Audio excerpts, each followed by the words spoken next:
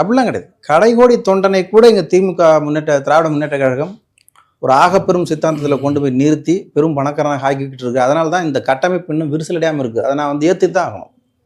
புரியுதுங்களா? இப்போ 2555 ஊரக உள்ளாட்சி பகுதிகளிலும் இன்னைக்கு திமுக அவ்வளோவா தான் இருக்கிறது.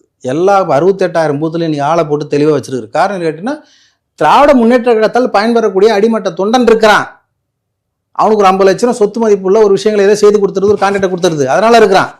தமிழிய சித்தாந்தம் அல்லது வந்து அதை சார்ந்த கம்யூனிசம், அதை சார்ந்த மார்க்சியம், இந்த மாதிரி ஒரு லைனில் போகிறவங்களுக்கு வருமானத்தை எதிர்பார்த்து போக மாட்டாங்க. இருந்தாலும் கூட கம்யூனிஸ்டுக்கும் மார்க்சிஸ்ட் கம்யூனிஸ்டுக்கும் திமுக பணம் கொடுக்குது. 25 கோடி ஏன் கொடுக்குது?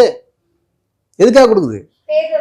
ஆமாம், என்ன தேர்தல் செலவு? டீ காப்பி வாங்க தரத்தை 25 கோடி கொடுக்குது. அதை முத்தரசன் வெக்கம் இல்லாமல் சொல்லிட்டு இருக்காரு மைக்கில். வாக்குக்கு 2000 3000 கொடுக்காம நீங்கள் எப்படி வெற்றி பெறுவீங்க? மானங்கட்ட பழவுக்கு வாக்கு முறையே இல்லைன்னு தூக்கி போட்டு போக வேண்டியதுதானே. எங்கள் நாம் தமிழ் கட்சியினுடைய வாக்கு